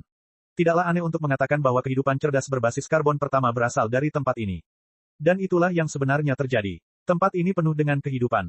Tidak, kata hidup tidak cukup untuk menggambarkan banyaknya makhluk di sini. Ledakan besar makhluk baru saja terjadi. Sejauh mata memandang, hutan-hutan primitif ada di mana-mana. Tumbuhan setinggi puluhan meter diikat oleh tanaman merambat dan dijalin menjadi jaringan ekologi 3 dimensi yang rumit. Dari kedalaman hutan terdengar lolongan berbagai binatang dan kicauan burung. Bahkan di zona transisi antara hutan-hutan, yang merupakan titik pendaratan Liao, ada padang rumput yang luas. Rumput di sini berbeda dari tanaman lain yang pernah dilihat Liao di planet manapun. Kadar airnya sangat tinggi. Dengan langkah ringan, mereka akan menyemburkan getah yang kental dan padat, memenuhi udara dengan aroma segar dan manis. Retakan itu bahkan akan tumbuh dengan kecepatan yang terlihat dan segera pulih ke keadaan semula, menjadi lebih kuat. Meskipun prajurit dewa raksasa telah jatuh dari langit dan membakar sebagian besar padang rumput hingga mati 5 menit yang lalu, lebih banyak rumput menggeliat untuk menutupi prajurit dewa raksasa saat ini. Astaga, mereka bahkan menjulurkan akarnya dari tanah basah, mencoba memanjat tubuh prajurit dewa raksasa dan menenggelamkannya. Bagaimana ini bisa terjadi? Liao tidak dapat menemukan jawabannya sama sekali. Ia terbang ke langit bersama si hitam kecil dan melihat ke bawah ke daratan dari ketinggian sekitar 200 meter. Sejauh matanya memandang, yang terlihat hanyalah hamparan hijau subur yang penuh warna, dan ditutupi oleh hutan belantara primitif dan padang rumput yang tak terbatas. Sejauh mata memandang, pemandangannya tetap sama bahkan hingga ke ujung cakrawala. Tetapi itu tidak mungkin. Li Linghai telah memberitahu Liao dan yang lainnya dengan sangat jelas bahwa, meskipun lingkungan di dalam makam kaisar tertinggi cocok untuk kelangsungan hidup manusia, itu jelas tidak sekuat, primitif, dan sealami ini. Sebaliknya, itu penuh dengan jejak buatan manusia. Menurut spekulasi Li Linghai, 10.000 tahun yang lalu, di puncak Kekaisaran Lautan Bintang, kaisar tertinggi ingin mengumpulkan kekuatan seluruh peradaban untuk menjelajahi makam kuno ini. Oleh karena itu, Kaisar tertinggi tidak segan-segan mengeluarkan biaya dan mengangkut sejumlah besar kapal perang, kapal induk, mesin perisai, laboratorium bergerak, kamp militer, dan bahkan pangkalan peleburan logam serta jalur produksi boneka yang sepenuhnya otomatis, mengubah tempat ini menjadi pangkalan terdepan yang terbuat dari tembaga, besi, dan bersenjata. Ketika Kaisar tertinggi dan Dewa Darah menderita kerugian besar dan dia siap untuk berhibernasi di kedalaman makam kuno, dia seharusnya membawa banyak orang bersamanya. Bukankah dia hanya memiliki satu komandan? Li Linghai seharusnya tidak berbohong tentang masalah ini. Bahkan jika dia ingin menyabotase Li Yao, kecil kemungkinan dia akan menyabotase putranya sendiri, Li Jialing juga. Selain itu, Li Yao dan Li Jialing sama-sama mewarisi sebagian jiwa Wu Yingqi yang tersisa, yang telah mengembara di makam Kaisar tertinggi selama ratusan tahun. Oleh karena itu, Li Yao dan Li Jialing sama-sama memiliki ingatan samar dan kilas balik, yang membuktikan bahwa Li Linghai tidak berbohong. Li Linghai telah menggali banyak harta karun dari makam Kaisar tertinggi, seperti manik-manik api Kaisar. Faktanya, semuanya diambil dari pangkalan operasi terdepan. Semuanya adalah emas murni dan tidak dapat dipalsukan. Namun sekarang, tepat di depan mata Li Yao, pangkalan terdepan era Kaisar tertinggi, serta pangkalan terdepan yang didirikan Li Linghai untuk menjelajahi makam Kaisar tertinggi, semuanya telah hilang. Atau lebih tepatnya, telah ditelan oleh hutan primitif. Langit biru cerah dengan awan putih. Namun, Li Yao merasa murung dan sedih. Ding Lindang, Li Linghai, Boss Bai, Long Yangjun. Li Yao berteriak histeris di saluran komunikasi. Namun, suara-suara bergema tanpa henti di saluran komunikasi. Gangguannya terlalu serius. Medan magnet di sini berada dalam kondisi yang sangat tidak teratur dan tidak teratur. Bahkan frekuensi elektromagnetiknya pun berfluktuasi. Itu sama sekali tidak tampak seperti medan magnet alami. Tidak hanya sulit untuk melakukan komunikasi elektromagnetik atau elektromagnetik, tetapi juga ratusan kali lebih sulit untuk memanipulasi energi spiritual dan memicu api spiritual. Dengan kata lain, ahli manapun yang datang ke tempat ini akan sangat lemah. Tidak masuk akal. Li Linghai terakhir kali mengunjungi makam itu kurang dari 30 tahun yang lalu. Bagaimana mungkin perubahan drastis seperti itu terjadi di makam itu dalam waktu yang begitu singkat? Li Yao merenung cukup lama sebelum berbalik dan bertanya pada Blackwing, Little Black, jika kamu benar-benar dibawa keluar dari tempat ini oleh ayah angkat 100 tahun yang lalu, apakah kamu masih ingat seperti apa tempat ini? Tempat ini juga seperti sekarang, subur, hijau, primitif, dan tak terbatas. Blackwing mengepakkan sayapnya dengan putus asa saat sebuah angka, 8, yang bengkok terbang keluar. Li Yao dan Blackwing sudah saling kenal sejak lama. Dia langsung tahu bahwa Little Black sedang berkata, tidak. Tidak, dengan kata lain, Li Linghai tidak berbohong. Memang ada banyak jejak buatan manusia di dalam makam Kaisar tertinggi. Tidak banyak, hewan dan tumbuhan di pangkalan operasi terdepan yang ditinggalkan oleh Kaisar tertinggi. Kali ini, si hitam kecil menggambar lingkaran raksasa untuk menyatakan penegasannya. Lalu apa yang terjadi? Kemana Ding Lindang, Li Linghai, Boss Bai, dan Long Yangjun pergi? Orang-orang itu semua adalah prajurit berpengalaman. Mereka tidak mungkin ditelan oleh hutan tanpa meninggalkan apapun. Lalu, bagaimana dengan kapal luar angkasa mereka? Li Linghai berkata bahwa pintu masuk makam Kaisar tertinggi dapat menampung kapal perang sepanjang beberapa kilometer. Tidak ada jejak kapal luar angkasa di luar juga. Karena itu, mereka pasti telah membawa puluhan kapal luar angkasa masuk. Di mana mereka bersembunyi? 10.000 tanda tanya muncul di kepala Li Yao. Tentu saja, pikiran pertamanya adalah Lu Qingchen telah memasang jebakan di dalam makam Kaisar tertinggi dan membunuh Ding Lindang dan Li Linghai. Namun, Lu Qingchen telah meninggalkan 5 benteng pertempuran tertinggi di luar. Li Yao tidak menyangka bahwa dia memiliki kemampuan untuk memusnahkan barisan Ding Lindang, Li Linghai, Li Jialing, Yan Liren, Boss Bai, dan Long Yangjun yang hebat tanpa membuat siapapun khawatir. Sekalipun pertempuran sengit telah terjadi, jejaknya telah ditelan oleh tanaman yang tumbuh liar. Jadi, Li Yao menghela napas dan menatap dunia dengan bingung. Lalu, keringat dingin keluar di dahinya. Li Yao menemukan sesuatu yang mengerikan, serius, dan aneh. Pintu masuk makam telah hilang. Bab 3026 memutar, memotong, dan mengembunkan ruang. Tidak terlalu tepat jika dikatakan dia tidak melihatnya, karena Li Yao telah pusing sejak dia jatuh dari langit dan tidak melihat bagian dalam pintu masuk dengan jelas. Namun, menurut pengalaman Li Linghai dan kepingan memori Kaisar Bintang Hitam Wu Yingqi, seharusnya ada bola Merkuri yang hampir sempurna di dalam makam Kaisar tertinggi, yang mengambang di langit seperti bulan abadi. Kaisar tertinggi telah membangun pangkalan depan di sekitar pintu masuk, dan begitu pula Li Linghai. Dia telah menempatkan kemahnya tepat di bawah pintu masuk sepanjang waktu. Oleh karena itu, Li Yao seharusnya dapat melihat koordinatnya saat dia memasuki makam. Tentu saja, koordinat pasti makam Kaisar tertinggi berada di kedalaman alam semesta 4 dimensi. Di tengah gelombang pasang yang mengamuk, pintu masuknya muncul dan menghilang di alam semesta 3 dimensi. Kemungkinannya, pintu masuk itu sudah menghilang di alam semesta 3 dimensi. Namun kemungkinannya sangat kecil. Menurut Li Linghai, semakin keras lingkungan astronomi di luar sana, semakin besar retakan di alam semesta 3 dimensi, dan semakin stabil pula pintu masuk ke makam tersebut. Kali ini, mereka telah menghitung koordinat pintu masuk dan tiba sebelum makam dibuka. Bagaimana bisa makam itu ditutup begitu cepat? Apa yang sebenarnya terjadi? Mengapa semuanya berbeda dari pengalaman penjelajahan Li Linghai dan Wu Yingqi? Jika tidak ada jalan keluar, apakah saya dan seluruh armada penjelajahan akan terkunci di tempat terkutuk ini selama puluhan tahun atau bahkan ratusan tahun hingga jalan keluar berikutnya muncul di alam semesta 3 dimensi? Li Yao basah oleh keringat. Meskipun lingkungan di sini sangat cocok untuk kelangsungan hidup manusia, dengan mempertimbangkan kemampuan para ahli di sini, tidak akan sulit bagi mereka untuk bertahan hidup selama puluhan tahun. Namun, gagasan bahwa semua elit manusia di alam semesta Pangu akan disegel di sini selama puluhan tahun masih terlalu tidak masuk akal. Pasti ada jalan keluar. Mari kita lihat tempat ini sebenarnya. Li Yao mengambil keputusan dan mengembalikan prajurit dewa raksasa yang patah itu ke dalam cincin kosmosnya sebelum ia melompat ke udara. Kicauan, kicauan, kicauan, kicauan, kicauan. Meskipun Little Black memiliki kepala bundar dan penampilan yang imut, ia telah berada dalam bentuk Black Wing Sword selama beberapa dekade. Itu adalah salah satu pedang terbang tercepat di Star Glory Federation. Tentu saja, terbang di udara bukanlah masalah baginya. Namun, ia berubah menjadi seberkas kegelapan dan menyelimuti Li Yao, mempercepatnya hingga maksimum. 1 kilometer, 2 kilometer, 3 kilometer, 5 kilometer. Li Yao mempercepat langkahnya. Daratan di bawah kakinya perlahan-lahan menjadi kabur. Hutan hijau, lautan biru, dan pegunungan merah tampak jelas seperti papan catur. Li Yao sangat ingin tahu apakah dia akan keluar dari atmosfer atau bahkan menerobos awan jika dia terus melaju ke langit, sehingga dia bisa melihat makam itu dengan jelas. Atau mungkin, dia akan menyentuh penghalang tak terlihat, seperti kebanyakan pecahan dunia. Tetapi apa yang terjadi selanjutnya di luar dugaannya? Ketika bumi dan lautan di bawah kakinya tertutup awan yang tampak seperti kabut tebal, dan langit berbintang yang cemerlang akan segera muncul di atas kepalanya, ia tiba-tiba merasa bahwa medan magnet alam semesta telah terbalik. Ia merasa kepalanya berat, dan kakinya ringan. Ia melompat ke atas, tetapi ia jatuh dengan kecepatan yang lebih cepat. Apa-apaan? Pupil mata Li Yao mengerut hebat. Awan di atas kepalanya terbelah, memperlihatkan daratan yang persis sama dengan daratan di bawah kakinya beberapa saat yang lalu.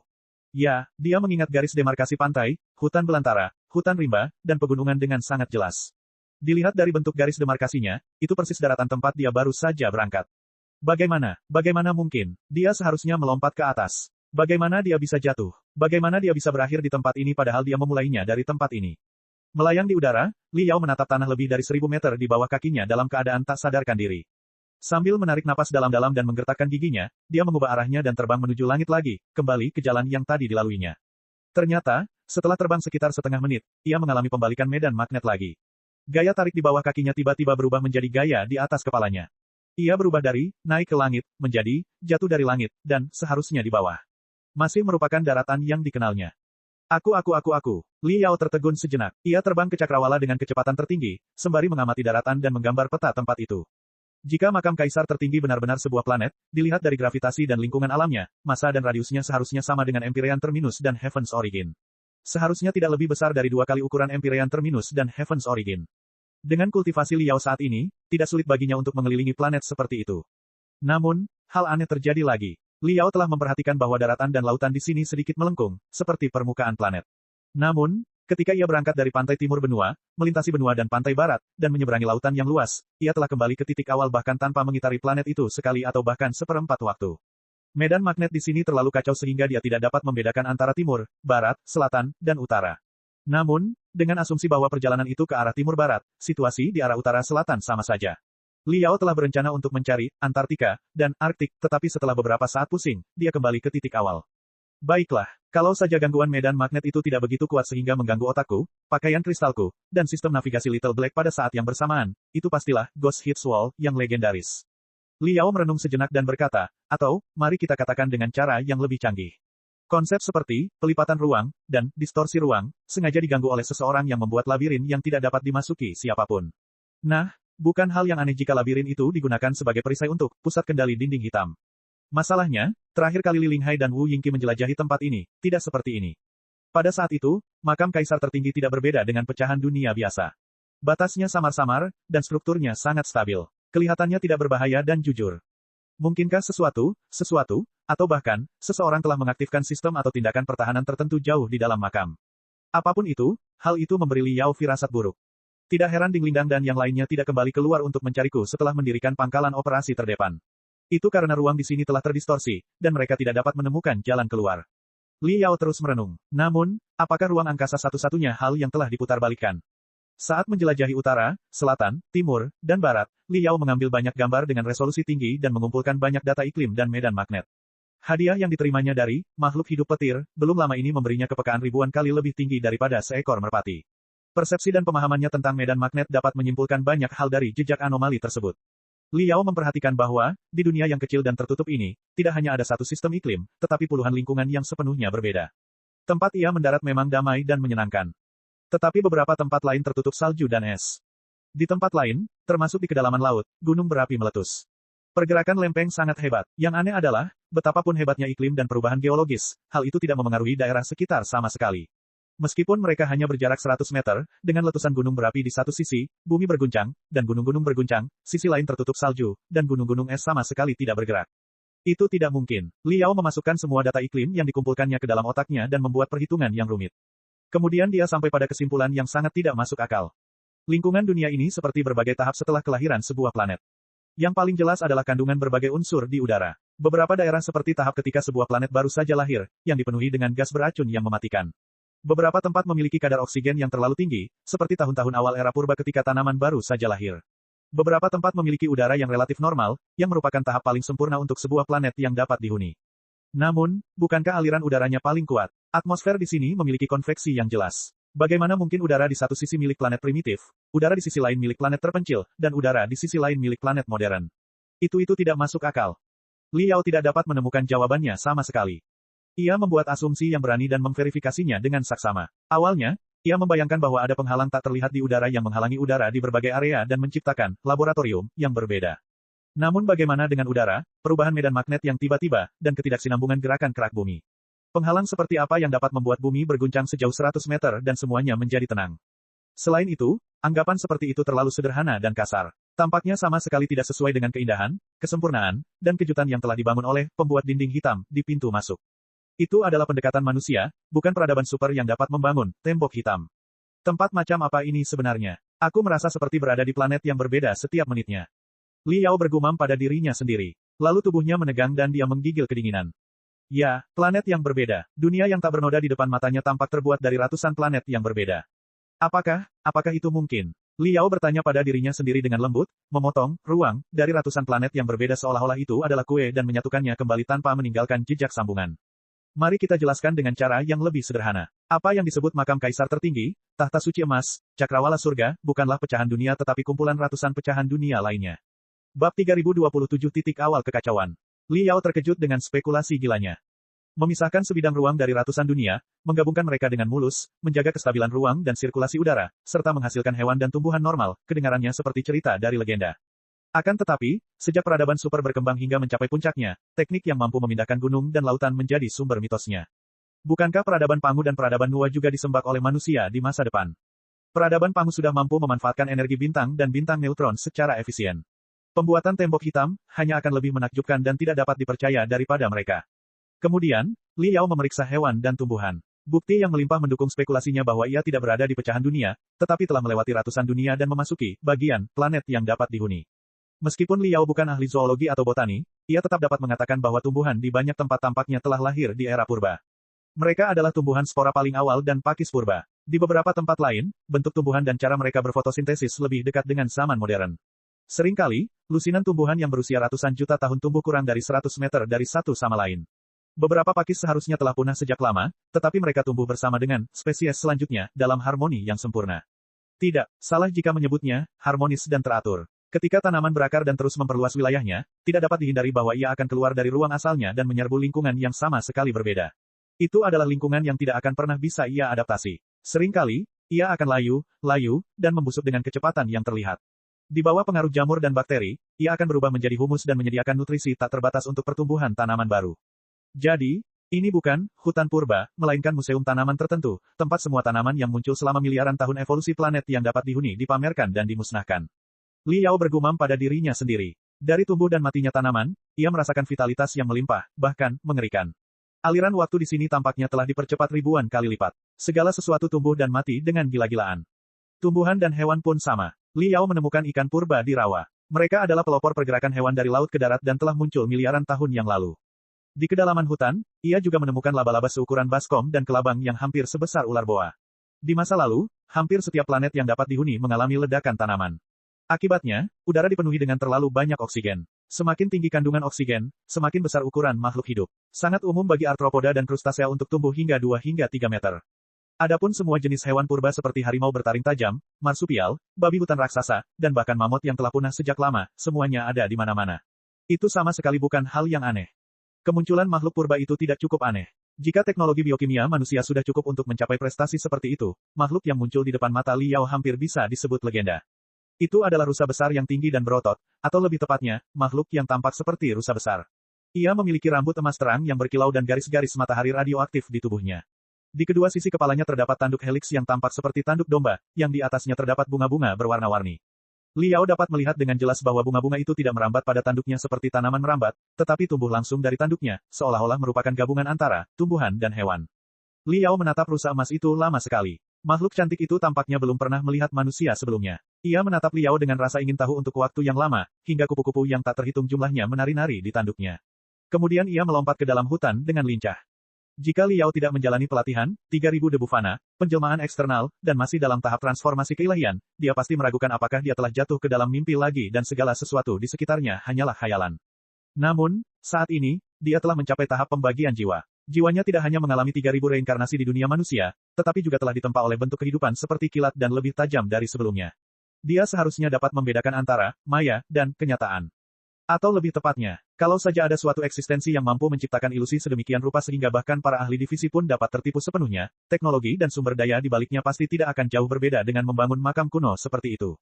Pada level Liao, batas antara realitas dan ilusi perlahan-lahan kabur. Jika ilusi dapat menipunya, maka ilusi itu akan menjadi nyata dalam arti tertentu. Selama sisa hari itu, Liao menjelajahi hampir setiap ruang yang berbeda dan menganalisis tumbuhan dan hewan di sana, termasuk gunung berapi bawah laut yang kedalamannya ribuan meter. Ternyata, seiring semakin banyaknya data yang terkumpul, labirin yang tampak acak dan berliku-liku itu perlahan menampakkan wujud aslinya. Liao menemukan bahwa ada pola pada penataan sebagian besar ruang. Ruang-ruang itu tampak tersusun dalam urutan lingkaran demi lingkaran, seolah-olah ada pusat atau asal tertentu. Semakin jauh dari pusat lingkaran atau titik asal, semakin tua unsur-unsur udara, fitur kerak, serta bentuk hewan dan tumbuhan. Semakin dekat ke pusat lingkaran atau titik asal, semakin tinggi tingkat evolusi, dan kehidupan akan semakin berwarna dan meledak. Pusat, atau asal, berada di pusat benua di bawah kakinya. Liao mengambil semua obat penguat dan obat nutrisi di dalam cincin kosmosnya.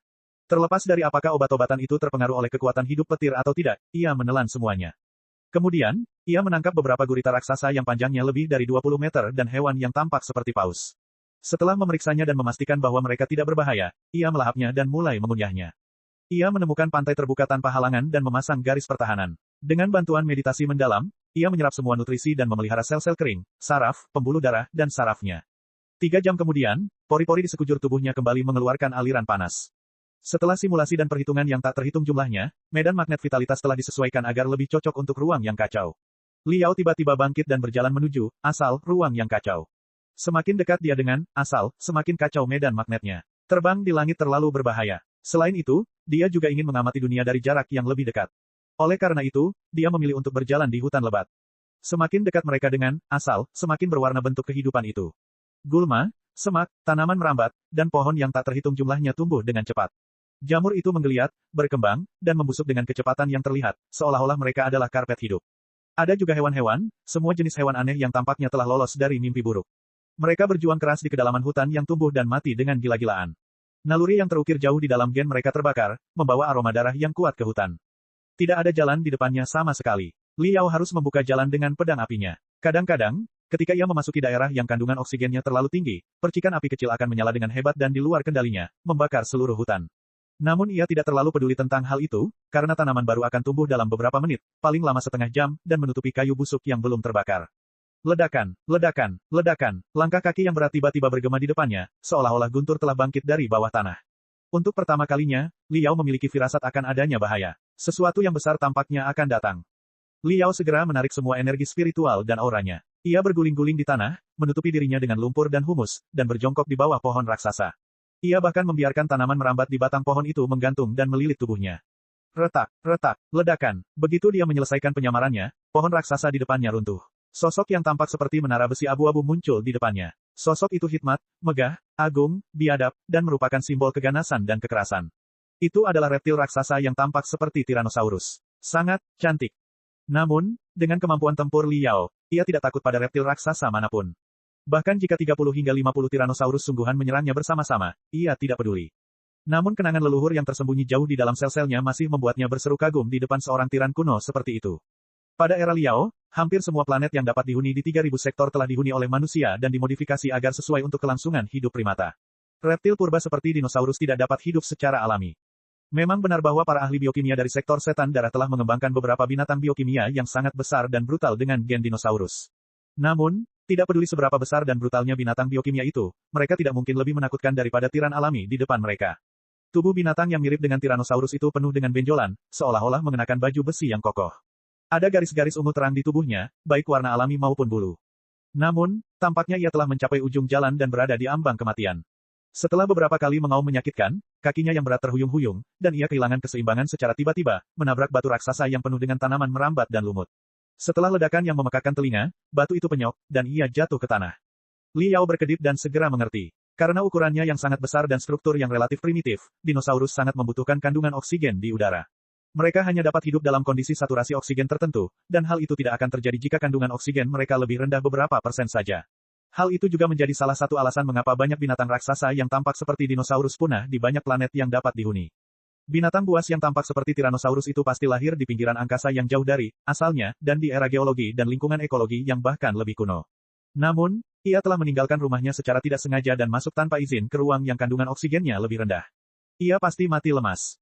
Bab 3028 Pesan Panjang Yang Jun. Ia tergeletak di tanah seperti bukit yang runtuh akibat gempa bumi. Naik turunnya perutnya belum juga reda. Mata merahnya kini tertutup lapisan kabut abu-abu kecoklatan. Aroma kehidupan tercium seperti jam pasir yang pecah. Liao perlahan berdiri dari tempat persembunyiannya dan berjalan ke depan dengan tenang. Ia mengamati binatang buas prasejarah yang belum waktunya ini, mungkin bahkan dalam kematian, ia tidak akan mengerti apa yang telah terjadi dan mengapa dunia di sekitarnya menjadi begitu mengerikan. Sebelum benar-benar mati, banyak tanaman merambat dan tanaman menjalar sudah merayapi tubuhnya seperti serangga lapar.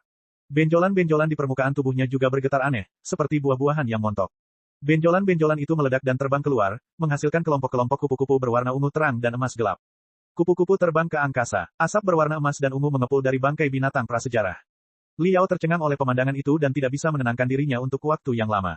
Dia mengulurkan jari-jarinya tanpa sadar, mencoba menangkap seekor kupu-kupu yang terbang keluar dari tubuh dinosaurus yang sudah mati. Namun dia merasa ujung jarinya mati rasa, dan setiap selnya gatal seolah-olah untaian gen jauh di dalam sel-selnya telah rusak, dicincang, dan disusun kembali. Potongan-potongan itu tertanam dalam berbagai bentuk. Liao merasakan ada banyak sekali kupu-kupu tersembunyi di dalam jari-jarinya, yang siap meledak dan terbang ke langit. Terlebih lagi, seluruh tubuhnya tampak terbuat dari miliaran kupu-kupu dan bisa runtuh kapan saja. Liao sangat terkejut. Dia bergegas menekan perasaan itu dengan energi spiritualnya dan berhasil menghentikannya menyebar. Apakah ini sejenis virus? Tidak, itu bukan virus. Melainkan, itu adalah sejenis radiasi khusus. Itu adalah radiasi yang jarang terlihat di alam dan bahkan di seluruh alam semesta. Itu dapat memicu pembelahan, keruntuhan, reorganisasi, dan mutasi gen, yang memungkinkan sebagian besar sel menembus batasnya. Dalam rentang waktu singkat beberapa hari, beberapa jam, atau bahkan beberapa menit, mereka menjadi sama sekali tidak dapat dikenali.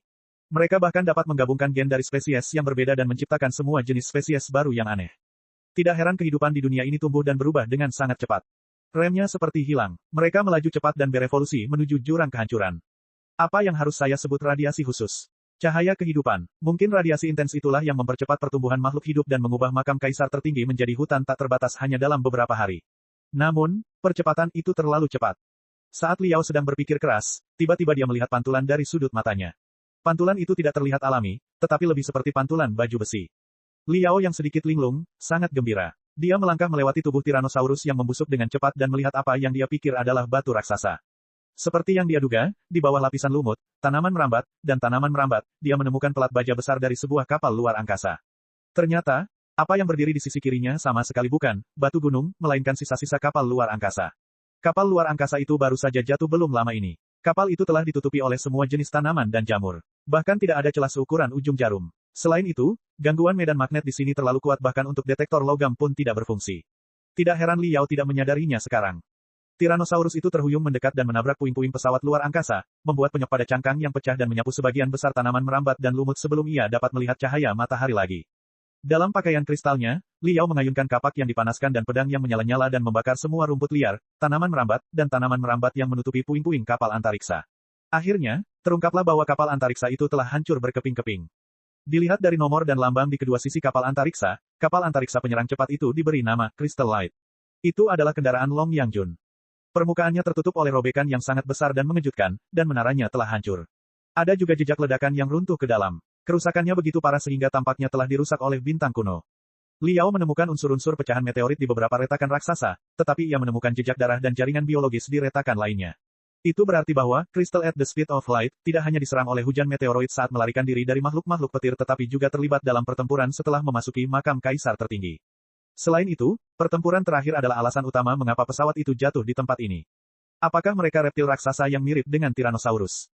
Li Yao menggelengkan kepalanya. Sungguh lelucon. Jika kapal perang terkuat peradaban manusia bahkan tidak bisa menghadapi dinosaurus, apa gunanya menjelajahi alam semesta?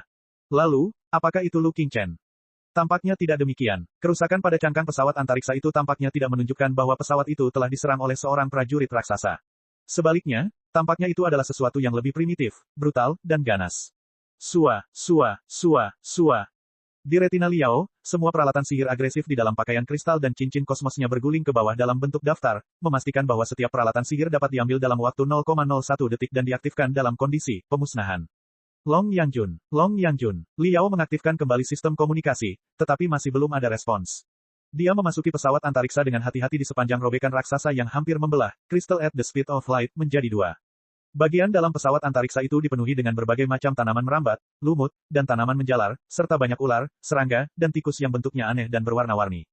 Salah satu hewan pengerat itu tampak seperti campuran tikus dan cacing pasir. Hewan itu memiliki mulut melingkar yang tampak seperti penghancur batu dan dapat menyemburkan asam korosif. Tidak ada logam yang dapat lolos dari gigitannya. Hewan-hewan seperti itu telah menggerogoti puing-puing pesawat antariksa itu dan tidak meninggalkan sesuatu yang berharga. Untungnya, Liao tidak menemukan pakaian kristal dan tubuh para awak kapal, terutama tokoh penting seperti Long Yangjun. Tampaknya mereka telah melarikan diri sebelum pesawat luar angkasa itu jatuh. Dia berharap kapal luar angkasa Ding Lingdang juga demikian. Meskipun tidak memiliki banyak harapan, Liao masih meraba-raba jalan menuju kokpit. Ternyata, prosesor kristal mainframe itu juga tidak dapat dikenali lagi. Sarang demi sarang tikus super merayap di atasnya. Liao mencarinya cukup lama sebelum akhirnya menemukan beberapa chip memori dengan permukaan yang terbakar. Sambil menahan napas, Liao berusaha sekuat tenaga memoles garis-garis chip penyimpanan dengan teknik penggilingan dan pengukiran mikrosuper. Setelah menghubungkannya ke prosesor kristalnya dan menelusuri data sampah untuk waktu yang lama, Liao menarik napas panjang lega dan akhirnya menemukan pesan dari Long Yangjun. Untungnya, itu adalah pesan untuknya. Sayangnya, chip memori terlalu rusak untuk memulihkan 2/3 informasi. Sepertiga sisanya berbintik-bintik dan terputus-putus. Legenda itu benar. Memang ada metode tertentu untuk membekukan waktu jauh di dalam makam kaisar tertinggi. Dalam gambar, Long Yangjun sedang kesurupan dan berteriak, waktu dan ruang seperti sungai yang membeku. Tempat ini telah membeku terlalu lama. Saat ini, hulu, secara bertahap mencair, dan, hilir, masih terhalang. Ini seperti banjir yang tak terhentikan. Liao tidak mengerti apa maksudnya. Pembekuan waktu, pencairan waktu, omong kosong macam apa itu? Penjelasan kritis yang menyusul ditelan oleh sampah yang tak dapat dipulihkan. Ketika gambarnya kembali jelas, wajah Long Yangjun bahkan lebih aneh dari sebelumnya. Kamera juga bergetar hebat, dengan suara tembakan meriam dan pertempuran bergema jauh.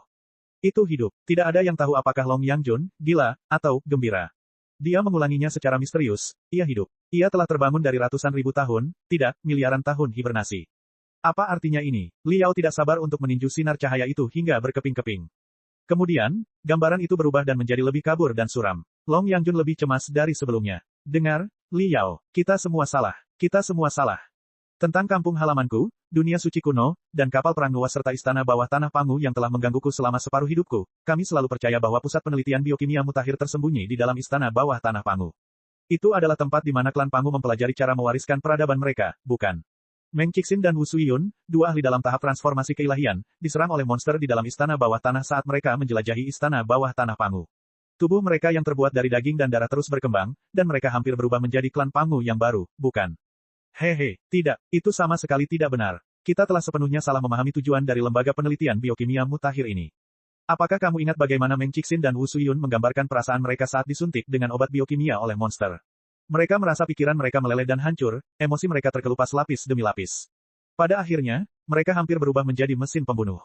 Jika klan Pangu melestarikan peradaban mereka dengan cara seperti ini, apa yang dapat dilakukan obat biokimia bahkan jika mereka dapat menghasilkan mesin pembunuh yang tak terhitung jumlahnya yang terlihat seperti klan Pangu dalam ratusan ribu tahun. Klan Pangu bukanlah maniak pembunuh yang terlahir alami.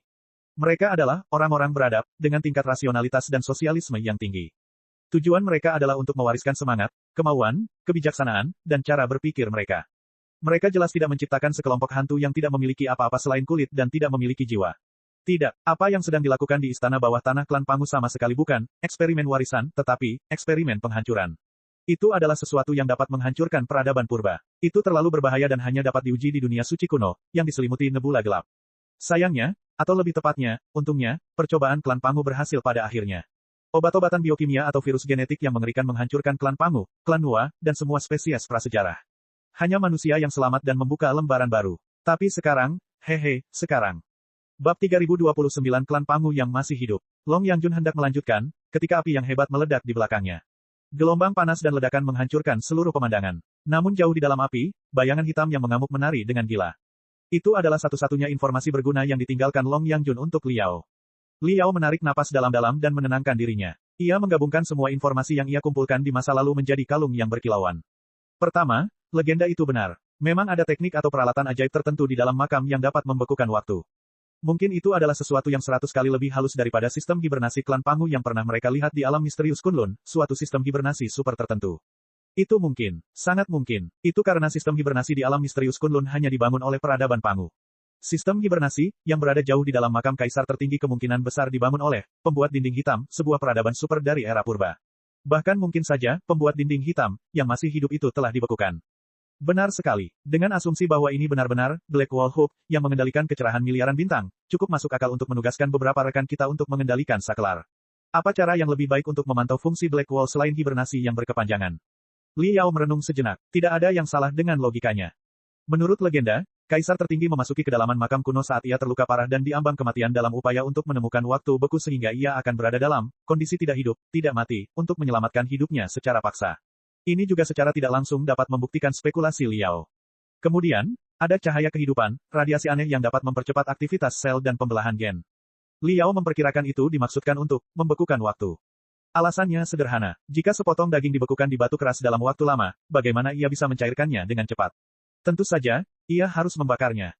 Teknologi hibernasi yang digunakan oleh peradaban Pangu dan peradaban manusia, ketika seseorang perlu dibangunkan setelah tidur di kamar hibernasi terlalu lama, akan menyuntikkan sejumlah zat perangsang ke dalam obat hibernasi untuk mempercepat metabolisme, sirkulasi, dan oksigenasi otak sehingga orang yang tidur dalam kondisi hibernasi dapat dibangunkan secara perlahan. Jika sesuatu telah dibekukan di kedalaman makam kuno selama miliaran tahun, apa yang dapat memberikan stimulasi dan pembekuan lebih baik daripada radiasi aneh seperti cahaya kehidupan?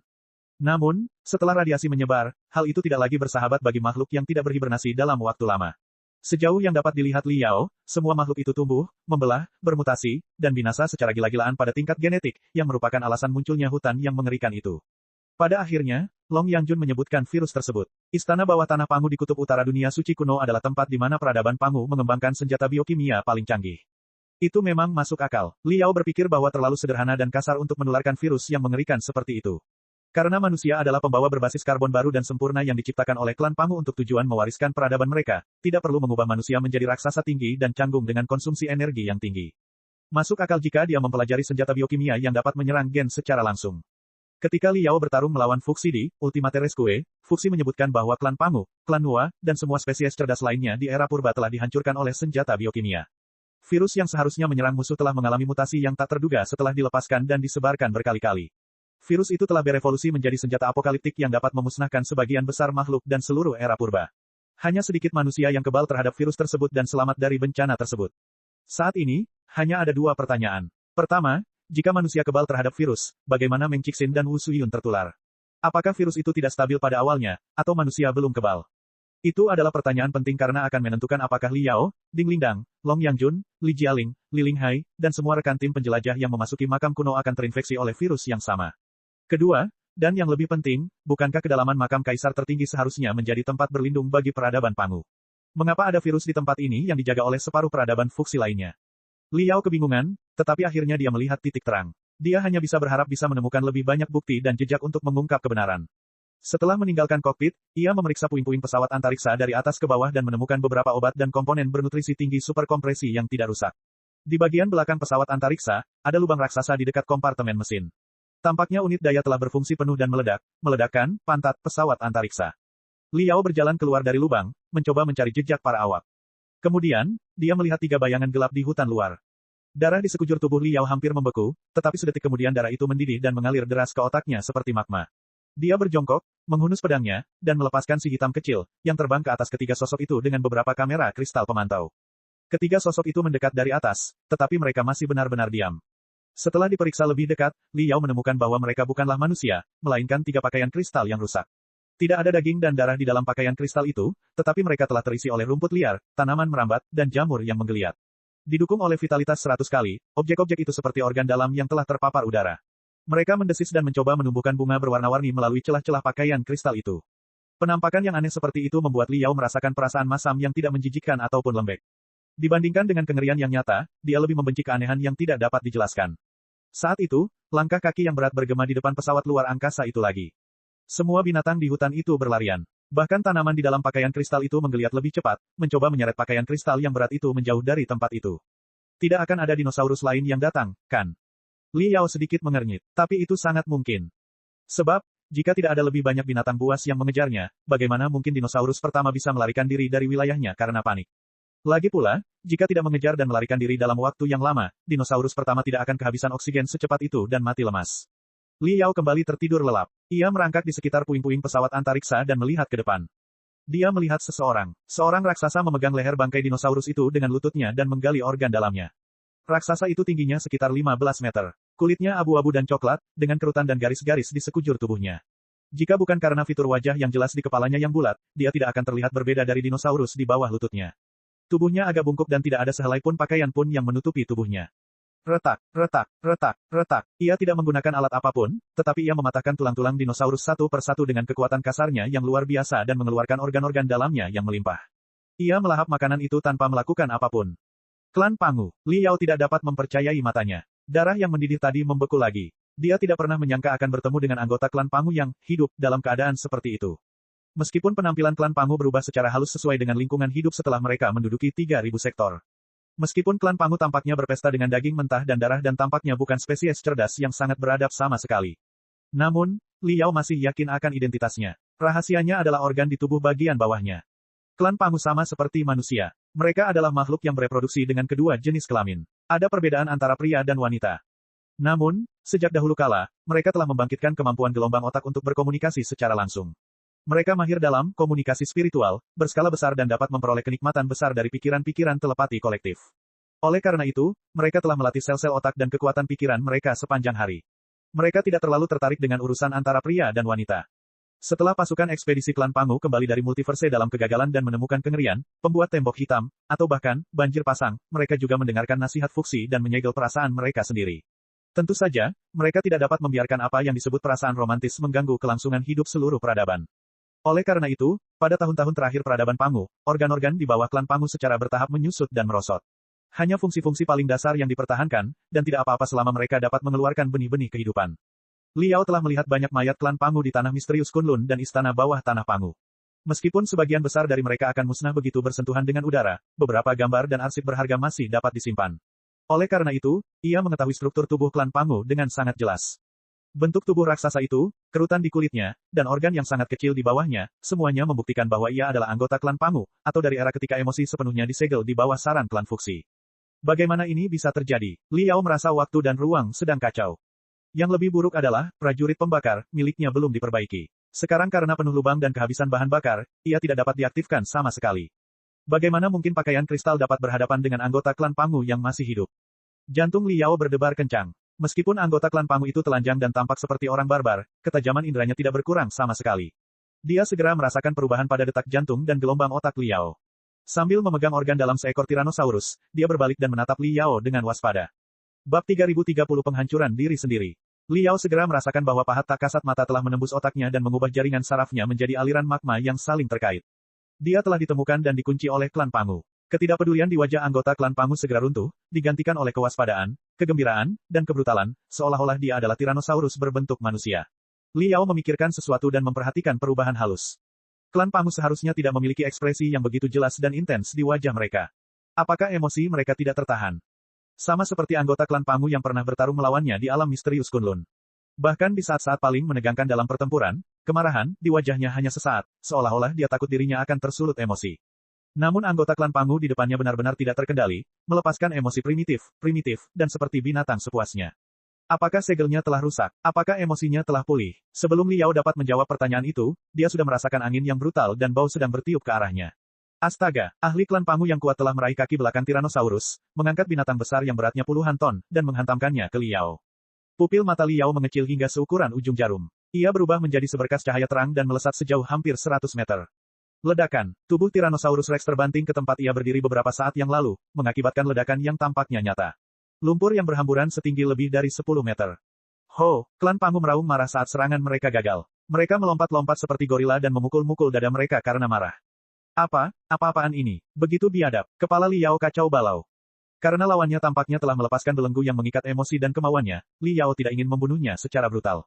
Dia tidak punya niat jahat terhadap peradaban Pangu secara keseluruhan. Mereka adalah kelanjutan dari peradaban ayah anak dan bahkan tahapan yang berbeda dari peradaban yang sama. Apakah tidak ada kesempatan bagi mereka untuk bekerja berdampingan di hadapan alam semesta yang tandus dan banjir yang dapat menghancurkan segalanya?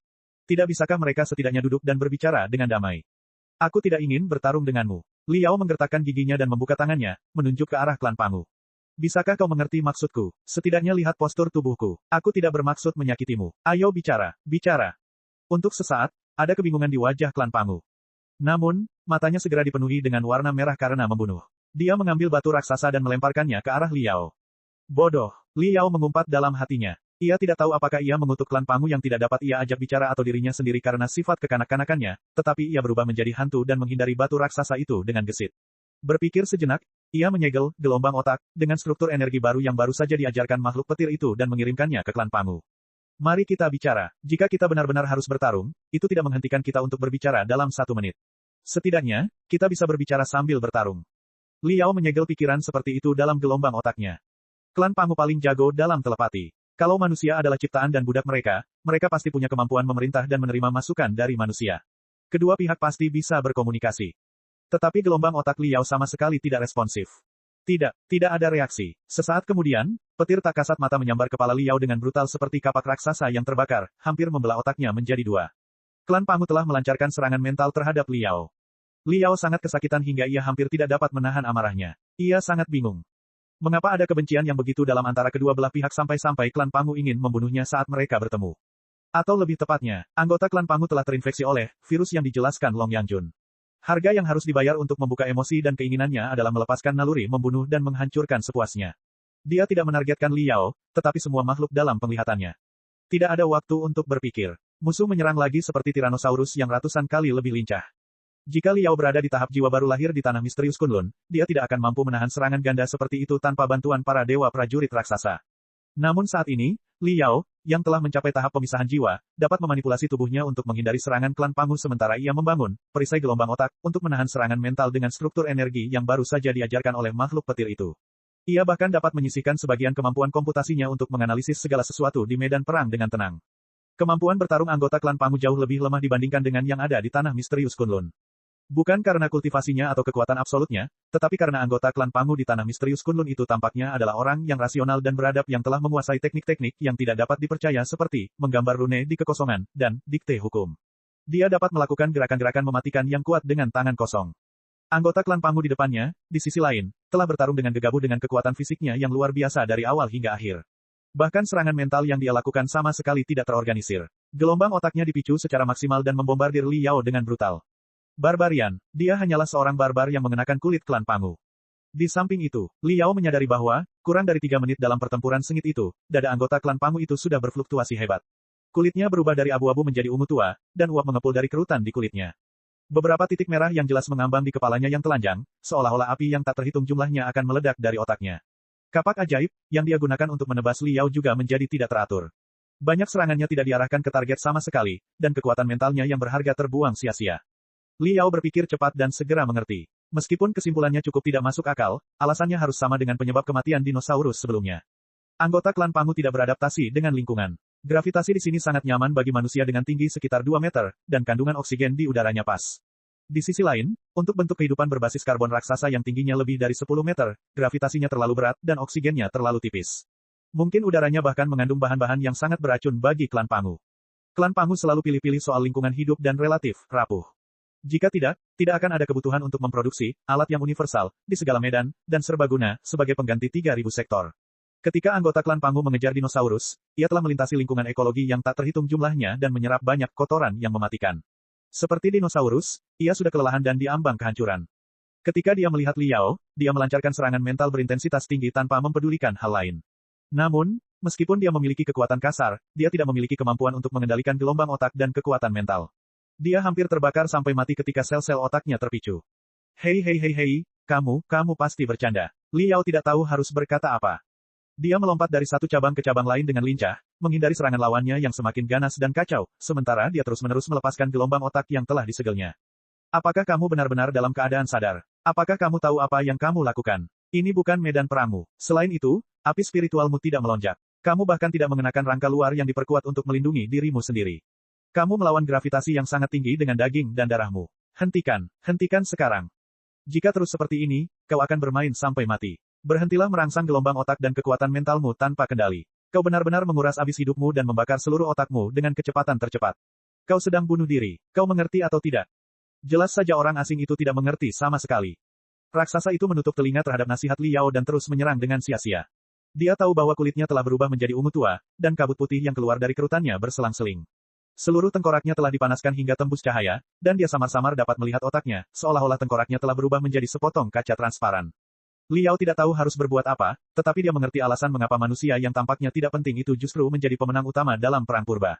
Dalam kompetisi bertahan hidup, pemenang dan pecundang tidak pernah dibedakan berdasarkan ukuran dan kekuatan mereka. Meskipun klan Pangu dan klan Nuwa sama-sama raksasa yang dapat memanggil angin dan hujan, mereka tetap harus mematuhi hukum kekekalan energi. Semakin besar ukuran tubuh dan semakin tinggi masanya, semakin serius pula pembatasan gravitasinya. Sistem metabolisme dan sirkulasi energi akan semakin presisi, dan semakin besar pula kemungkinannya untuk rusak. Lebih banyak energi akan dikonsumsi, dan lebih banyak pula limbah yang akan dikeluarkan. Agar dapat melepaskan petir spiritual yang kuat, otaknya harus dibakar. Satu saat saja ia ceroboh, seluruh otaknya akan terbakar. Kalau saja ia melakukan teknik yang terlalu rumit di medan pertempuran bermassa besar, bergravitasi besar, rendah oksigen, dan relatif kekurangan sumber daya, besar kemungkinan ia akan hancur seperti yang tengah terjadi saat ini. Ledakan. Setelah melancarkan serangan mental yang mengguncang bumi dan tampak nyata serta menghantam Liao, anggota klan Pangu itu akhirnya pingsan. Dari awal hingga akhir, Liao tidak pernah mengambil inisiatif untuk menyerangnya. Itu murni karena ia telah menghabiskan otak dan kekuatan fisiknya secara berlebihan di lingkungan yang sangat keras. Ia telah menguras tenaganya, membakar dirinya hingga kering, dan bermain sampai mati. Apa-apaan ini? Orang ini bahkan tidak punya sedikit pun kecerdasan. Dia sama sekali tidak tahu bagaimana mengendalikan kekuatannya yang luar biasa. Dia benar-benar idiot dan barbar. Liao mengamati dari jauh dan merenung dengan tenang. Namun, dilihat dari organ-organ di tubuh bagian bawahnya, dia jelas berasal dari tahap akhir peradaban Pangu. Dia seharusnya tahu pengetahuan dasar tentang cara mengendalikan tubuh dan otak. Cek. Rakan-rakan kultivator sekalian, sebelum retret, sila terus berkultivasi untuk jurus subscribe, like, share dan komentar agar sekte novel Sadim terus berkembang pesat.